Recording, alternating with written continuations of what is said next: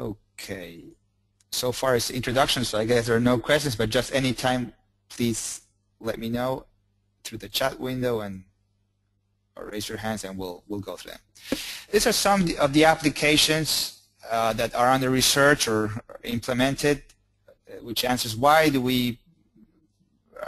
the interest for remote sensing in crop management. So these are some potential applications. This is from a USDA ARS white paper some years ago. It's about 10 years old, but still applies, and it's evolving. We have applications in water management, in pest management, in site-specific management for seed or fertilizer recommendations, in nutrient management, for in-season nutrient management, for instance in corn or wheat or other crops. Yield prediction is very important for marketing the crop. Maybe there's some crops there's possibility for late corrections, also for regional planning purposes, or just for marketing purposes. Other aspects of crop management like plant population and growth regulators. So you have a world of applications. Now the problem is, how do we take this into practical applications? And that's what we'll try to answer during this online course. And we'll see some of these applications. So here comes the first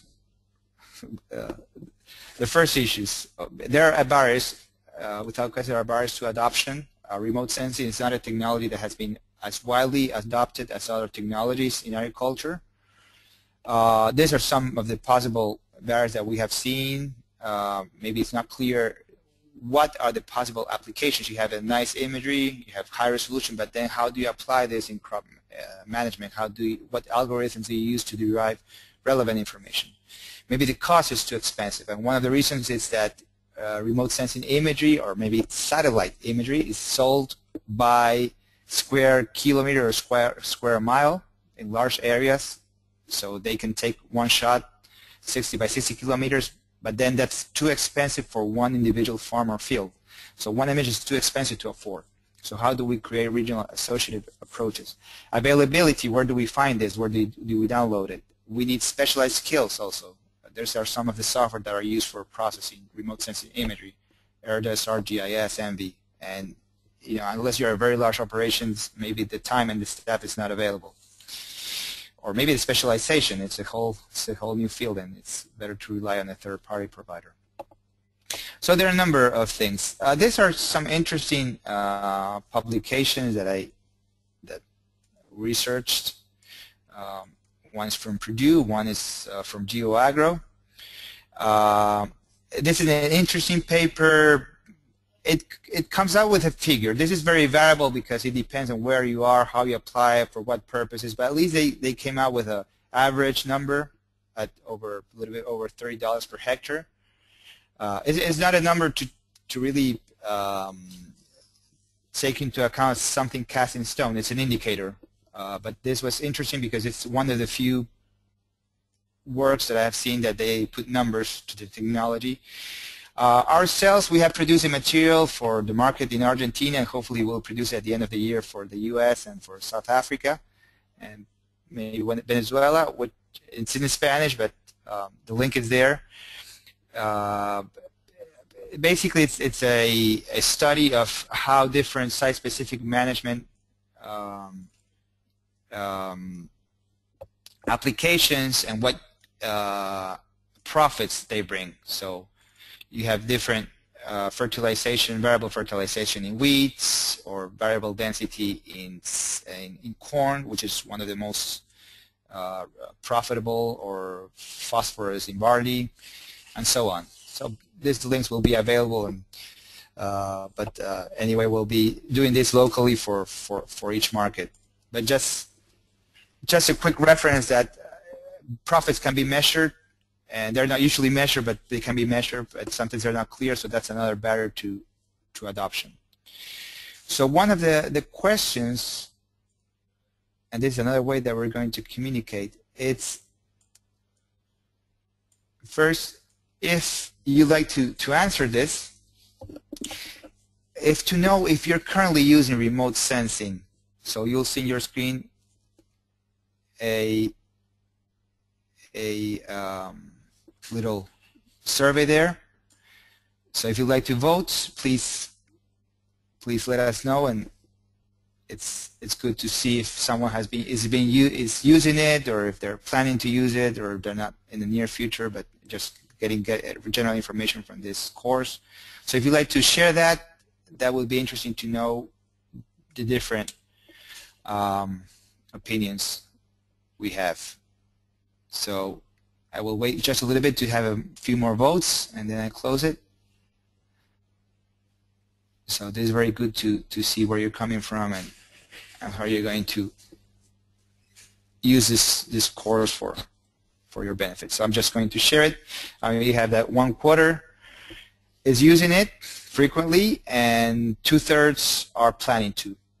So that's interesting to know, and that also helps us in plan how we organize the content in the course. Then another interesting question: if you have found barriers, even if you're using it, what are the barriers that you're finding? Or if you're not using it, if there were any reasons for not using it, and just to know what are the barriers. And our job is to reduce those barriers. So that's why we're so interested to know. If it's lack of information, if it's too expensive, if the benefits maybe are not clear. So if you'd like to share that, that will be very helpful to try to reduce those barriers. So if you'd like to share that, a few more votes. I'm going to close in a few more seconds. So I will share this. So there's a lot of opinions. It's due to the lack of information, and 1/4 is due to the application and benefits not clear. So we'll try to address those barriers. And these are some driving forces, finally, to finalize this introductory part. It's we see driving forces in the market, and probably you're seeing this from your side, and you're an interesting audience in this topic. There's improved research and applications. There are a lot of applications for universities, extension offices, government, even also private companies in the agricultural input sector. In GeoAgro, we know that it's research and development in remote sensing, just like, for instance, the seed business, maybe not as much as in the seed business, but it takes time and effort. So what we try to do is team up as much as possible. So a good idea is to team up with local universities and input suppliers. So that's something we do very frequently. So if you have any topic in mind that you'd like to research, we'd be glad to help with all the technology part, with the provision of imagery. And what we try to do is look for the advanced researchers in your area, advanced universities in this topic, and try to leverage that research. Because they're general concept, but there's a lot of local implementation. There's a lot of local adjustments, just like the seed business probably, or the fertilizer, the specialized fertilizer business. So that's something that you can keep in mind, that we're always happy to research that, and I mean to help in that. So that's a possibility. There's more better supplies. For instance, this year we have seen one high resolution Polaris 50 centimeters satellite launched. There are a number of other cases. There are more and more satellites being launched. Spot 6, which is a continuation of Spot 4 and 5, is another that will be launched in August. So this 50 centimeters, Spot 6 will be down to 1.5 meters in color, or 6 meters multispectral. And you'll see what we mean when we say color, black and white, multispectral in a few minutes. that's part of the basic concept it's very simple. You just have to agree on the terms. Landsat is a government program which has, there's a excellent archive.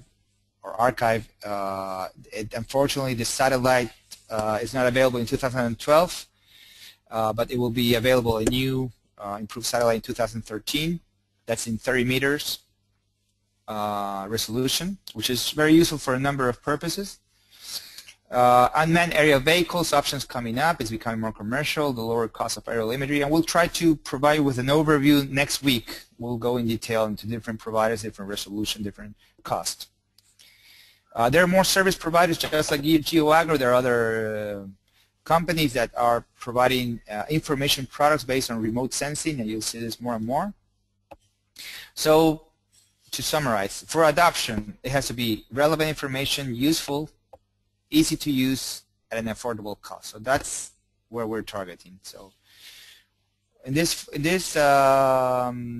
course, we'll be reviewing applications, and hopefully we'll make it as easy to use as possible, as you will see in the tools that we'll review a little bit later in the presentation. And of course, scale brings lower costs, so that's something that we'll discuss later and see what's available in the market. Okay, so this was a very quick introduction